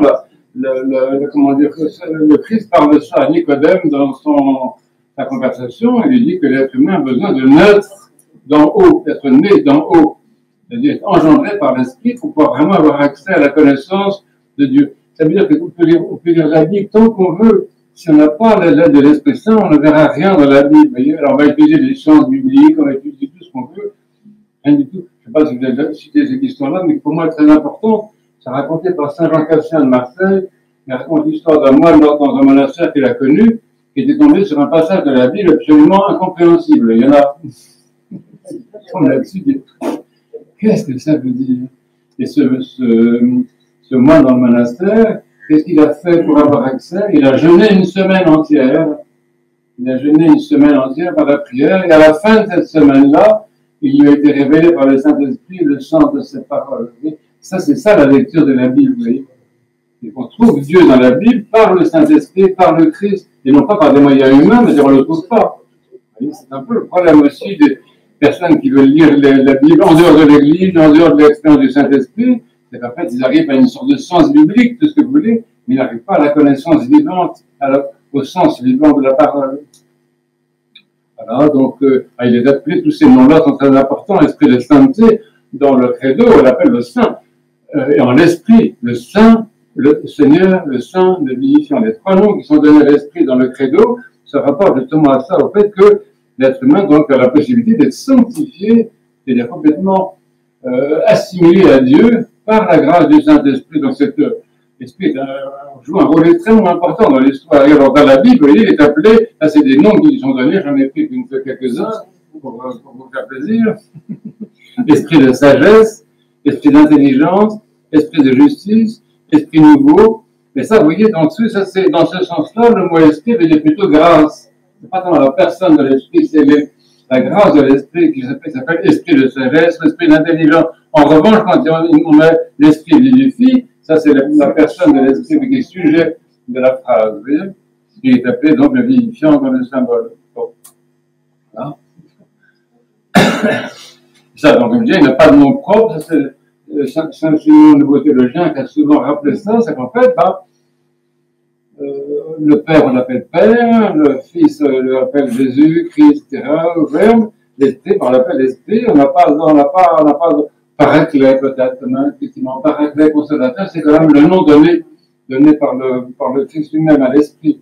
Mais dans l'ensemble, il y a quelque chose, quand même, dans l'Esprit qui, oui, c'est l'air qu'on respire, on ne le voit pas, hein, l'air que nous respirons, le vent, on le voit pas, mais il souffle quand même, et il nous oxygène quand même. C'est pour ça qu'on a plus du Saint-Esprit, on a plus d'une expérience qu'une connaissance objective de l'esprit qui se colore, on colore l'air pour voir où se dirigent les courants d'air. Mais non, voilà, l'esprit saint, on est dedans, on le respire, il nous vivifie, on a l'expérience, on a le ressenti, mais c'est différent que de la personne du. C'est pour ça qu'il n'y a pas d'icône du Saint-Esprit. Il n'y a pas d'icône du Saint-Esprit, il y a une icône du Christ, et c'est tout. Mais il n'y a pas d'icône du Saint-Esprit. L'Esprit Saint, est-ce qu'on le voit? Ben oui, parce que le Christ étant rempli lui-même du Saint-Esprit, une icône, de temps en temps, quand même, des icônes qui sont dignes de ce nom, tu perçois dans le Christ, tu perçois cette profondeur, tu perçois à quel point il est rempli de la grâce rempli de la grâce de Dieu, rempli de la grâce du Père, rempli, non seulement il est celui par qui on voit le Père, mais il est rempli de l'Esprit du Père. C'est pour ça qu'il y a plusieurs passages, ceci est dit du Christ. Alors, effectivement, ce Seigneur, etc., et il est créateur avec le Père et l'Esprit. Vous voyez, donc, cette théologie trinitaire qu'on trouve dans la Bible, elle s'appuie sur les premiers versets même de la Genèse. Et Genèse, c'est toujours le fameux chapitre 1, verset 1, verset 2 de la Genèse. On n'a pas été beaucoup plus loin. C'est que cet esprit, on dit qu'il planait au-dessus de la création. Il y avait l'Esprit de Dieu. Il n'y a pas que la parole qui dit que la lumière soit, etc. Il y a l'Esprit du Père qui vivifie, qui couvre le monde en quelque sorte. Certains pères ont pris l'image d'une couvaison. C'est pour ça qu'on emploie l'expression planer. Planer, c'est comme un oiseau, un aigle, plus tard une colombe, ici qui est au-dessus de ces petits, puis qui les réchauffe pour qu'ils se développent, pour qu'ils éclosent et pour qu'ils arrivent à la vie. L'Esprit Saint fait beaucoup de ça. Il est comme une maman, en fait, une maman qui réchauffe ses petits. Les images sont reprises dans ce sens-là, vous voyez. Mais en tout cas, donc, dès le début, vous voyez, l'Esprit de Dieu planait sur les eaux, dans les psaumes, c'est repris, tu envoies ton esprit et les êtres sont créés, tu renouvelles la face de la terre. Bon. Donc, on voit très bien la place de l'Esprit dans le cosmos, dans la création. C'est redit beaucoup dans les psaumes, le fameux psaume cosmique que nous disons tous les soirs au début des vêpres. C'est là que c'est supprimé, j'ai le psaume 130, verset 30, je le dis tout le temps. Donc, ça serait intéressant. Prenez simplement un psaume 103 par exemple, en ce psaume-là, et on l'étudie de cette façon-là en cherchant où est le Père, où est le Fils et où est l'Esprit. Il est dans le psaume 103. On trouvera. Voilà, donc il est Seigneur et il est souverain. C'est assez important. Donc, le Père est Seigneur, le Fils est Seigneur, l'Esprit est Seigneur, et le Père est souverain, le Fils est souverain et l'Esprit est souverain. C'est pour ça qu'on l'appelle roi céleste. Voilà, donc, pour résumer, en somme, ah oui, ah aussi, ça c'est très important. C'est-à-dire quand le Dieu de la Bible, on dit le Dieu de la Bible est Père, on est d'accord, le Dieu de la Bible est parole, on est d'accord, mais le Dieu de la Bible est esprit. Et alors, ce qu'il faut, ça c'est, Marie-Hélène n'est pas là, on était à une réunion avec Marie-Hélène Coutable, un prêtre catholique de nos amis, qui est le Père Hoffman, qui est très très instruit, et il nous a dit ça justement. On parlait du Saint-Esprit, enfin, chacun devait intervenir, il a fait un exposé très bien, très juste. Il nous a dit ça, il nous a dit, écoutez, remarquez, la Bible commence par l'Esprit, mais elle se termine par l'Esprit. Ah oui. Le premier verset, Genèse 1:1, c'est dit de l'Esprit, comme je viens de vous le dire, et la fin de l'Apocalypse, chapitre 22, 17, regardez vous-même, c'est dit de l'Esprit. Donc en fait, on se rend compte que l'Esprit est omniprésent dans la Bible. Non seulement le Verbe est omniprésent, non seulement le Père, comme je viens de le dire, mais l'Esprit est omniprésent. La Bible est un livre pneumatologique, je ne sais pas comment vous dire, mais moi, même pour moi, c'est une découverte, en fait, de dire ça. Je pense que je n'ai pas été élevé, j'ai été élevé quand même très loin de l'orthodoxie, bon, chacun fait comme il peut, disons. Mais même à l'intérieur de l'Église orthodoxe, l'enseignement n'est pas toujours très, très clair. Il reste toujours quand même très christocentrique. Et on ne dit pas ça, on ne dit pas que la Bible c'est un livre qui est rempli des mentions du Saint-Esprit, soit sous forme de la grâce du Saint-Esprit, soit sous forme de la personne du Saint-Esprit. Voilà. Donc le Dieu de la Bible c'est quelqu'un, et comme je dis, qui un souffle, une inspiration vivifiante. C'est quelqu'un. C'est ça qu'il faut dire aux enfants, c'est que Dieu c'est quelqu'un, c'est pas une idée. C'est quelqu'un, Père c'est quelqu'un, Fils c'est quelqu'un, l'Esprit c'est quelqu'un. Voilà. Alors, c'est un peu. Donc, qu'est-ce que je vous ai dit? Donc, on a un petit résumé là. Donc, le Dieu de la Bible, puisque c'est ça le sujet, est Dieu unique, Père, Fils et Saint-Esprit. Mais donc, c'est ça, il ne faut pas nous demander. On n'est pas dans le domaine de l'explication, de la rationalisation, on est dans le domaine de la contemplation et de la glorification. Donc, dans l'Église, on glorifie Dieu comme Père, Fils et Saint-Esprit. Ça ne veut pas dire qu'on comprend cette chose-là. Nous le glorifions, mais il nous est incompréhensible. Également, exactement ce qui vous arrive, si vous aimez une personne, vous dites à cette personne, oh, comme tu es intelligent, comme tu es beau, comme tu es grand, comme tu es bon, etc. Mais bon, ça ne veut pas dire que cette personne que vous aimez et à qui vous trouvez toutes ces qualités extraordinaires, ça ne veut pas dire que vous les comprenez. cette personne reste énigmatique, elle n'a pas fini de vous étonner, il faudrait des vies entières, de vivre jusqu'à 100 ans, et même ayant vécu 100 ans avec une personne, on n'aura jamais épuisé tout le mystère de qui elle est, de sa profondeur. Il faut accepter ça aussi. Il y a un domaine de la réalité qui est inépuisable, mais dans son caractère incompréhensible et inépuisable, il nous éclaire. C'est ça le principe de la Bible aussi, si vous voulez, c'est que on ne peut pas arriver à conceptualiser tout, mais on peut s'approcher de la Bible justement comme d'un buisson ardent, c'est-à-dire être éclairé, réchauffé. C'est pour ça que l'image du buisson ardent désigne la Bible elle-même. Il désigne la mère de Dieu, ça a été beaucoup dit, mais il désigne la Bible elle-même. La Bible elle-même est ce buisson qui brûle sans être consumé, qui irradie une lumière, qui réchauffe, mais qu'on ne peut pas saisir, qui parle, qui nous dit, qui nous vivifie, mais on ne peut pas l'attraper, on ne peut pas l'expliquer. On ne peut pas réduire le mystère de la Bible à des catégories humaines, mais avec notre enthousiasme, avec notre intelligence, nous sommes des gens l'être humain est très très intelligent, donc par notre intelligence, nous nous approcher au maximum de ce buisson ardent, comme faisait Moïse, il approchait, il disait, voilà, elle faisait le tour, comme ça, elle a fait le tour, alors c'est très drôle, c'est tellement concret. Ben oui, c'est pareil, il n'osait pas y mettre la main, il le brûlait, hein. Il a fait le tour comme ça, il regardait aussi. C'est un peu comme un chien qui a trouvé un hérisson dans un jardin, le chien. Et Moïse était ça. Bon, donc vous voyez, quand nous prions, ça c'est important, c'est quand nous prions Dieu, dans nos yeux, en fait, il y a le Père, le Fils et le Saint-Esprit. Oui, c'est pour ça que dans le credo, on commence par ça. On dit, je crois en un seul Dieu, et après ça, on décline Père, Fils et Saint-Esprit. Le credo est fait de cette façon-là. Donc, notre prononciation du nom divin, elle inclut en fait les trois, ce qu'on appelle personnes divines. Voilà. Et donc, souvent, quand même, nous prions l'un ou l'autre, comme on dit Père céleste, notre Père, quand même, on s'adresse au Père, on s'adresse au Fils, Seigneur Jésus-Christ, Fils de Dieu, justement, mais souvent, quand même, on prie aussi un peu les trois ensemble, ou l'un après l'autre, on n'arrête pas de dire gloire au Père, au Fils, au Saint-Esprit, ça vient de la Bible, vous voyez, il faut que vous sachiez ça. C'est ce qu'on dit dans la liturgie, ça, tout vient de la Bible. Hein. Ça, c'est vraiment très important, la liturgie est fabriquée avec le contenu de la Bible. Et je dis ça, vous entendez dire le contraire, mais c'est, donc, je sais pas quoi, la doctrine trinitaire est inventée par les conciles. Bon, c'est idiot de dire ça, puisque les gens vénéraient la Trinité bien avant les conciles œcuméniques, bien avant, à l'époque de Saint-Irénée qui a vécu le deuxième siècle, avant qu'il y ait des grands conciles, et ils comprennent exactement ça. Donc, c'est que la communauté chrétienne vivait de cette foi, de cette glorification du Père, du Fils et du Saint-Esprit, qu'elle connaissait par expérience, et qu'elle connaissait par la parole de Dieu. Voilà, donc, oui, donc là, ici, c'est très important. J'ai dit, laissons-nous guider par le Verbe, oui, vers le Père et vers l'Esprit. Nous avons absolument besoin d'avoir une relation personnelle. Nos enfants séparés pour apprendre nos enfants à prier le Christ. Seigneur Jésus, éclaire-moi. Seigneur Jésus, aide-moi. Seigneur Jésus,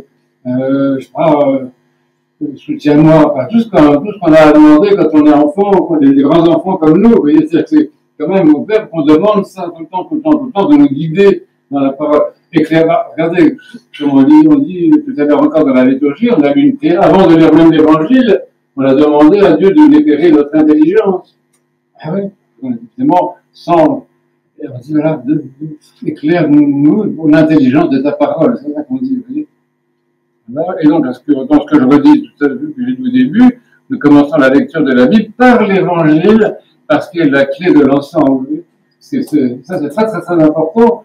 Et je le dis parce que, alors on ne le dit pas suffisamment, on ne le dit pas souvent, et du coup, on passe à côté de ce qui est quand même très, très important. C'est l'évangile. Il est appelé, le Christ est appelé clé de la vie. C'est dans les noms divins qu'on va chanter bientôt avant Noël, dans la liturgie occidentale, qui est très intéressant, on passe à côté. Eh bien, on chante les noms divins, et un des noms divins, c'est clé de la vie. C'est-à-dire que le Christ est la clé qui permet d'avoir accès au livre de la Bible. Voilà, et qu'est-ce que je dis, voilà. Ah oui, ça, ce que j'avais dit tout à l'heure, donc le Dieu de la Bible, donc c'est Genèse d'Apocalypse, on est bien d'accord, ça fait connaître progressivement, à partir de l'Évangile, le Verbe se manifeste clairement dans le Dieu homme, le Père est connu parfaitement, l'Esprit est donné en plénitude, mais ce qui se manifeste, c'est le Dieu amour. Tout ça, c'est très important pour vraiment bien comprendre ce que je disais tout à l'heure, c'est que comment dire, c'est pas une définition, si vous voulez, mais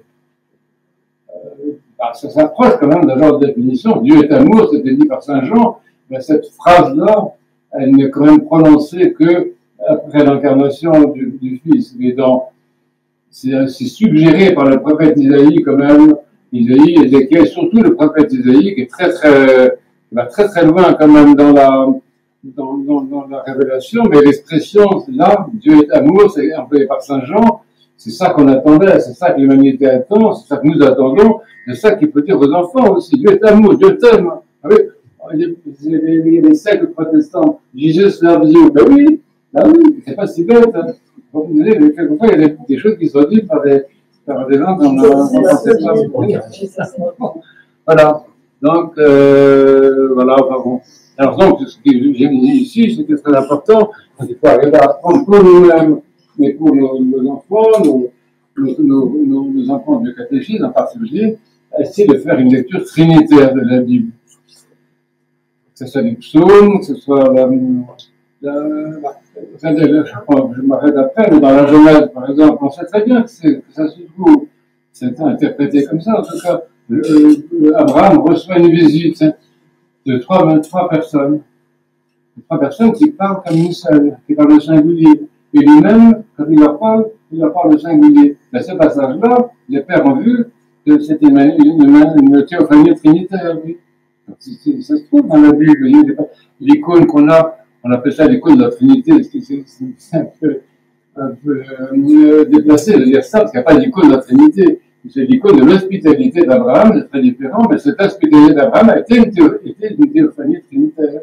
Il y a des tas de passages comme ça dans la Bible constamment. Et c'est à nous de chercher, de nous y intéresser. Ça peut paraître nouveau. Même pour moi, c'est un peu nouveau de lire la Bible de cette façon-là. Je n'ai pas été éduqué comme ça du tout, je n'ai pas été formé comme ça du tout. Oui, ben c'est vraiment dans l'église que j'ai appris ça. Voilà, pardonnez-moi. Alors, bon, ben, peut-être qu'il y a des questions, des objections, des suggestions. Vous ne voulez pas vous asseoir un peu, Père, pour reposer?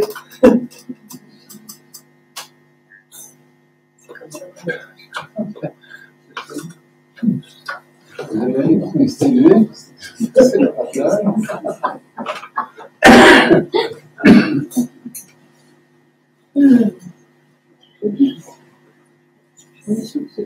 Il est tard déjà, mais on va dire une prière pour conclure. Oui, qu'on conclue maintenant, on va conclure. Comment vous voulez? Est-ce que, sauf s'il y a vraiment des questions, je n'ai pas l'impression qu'il y en a tellement, vous êtes un peu fatigué. Je vais conclure.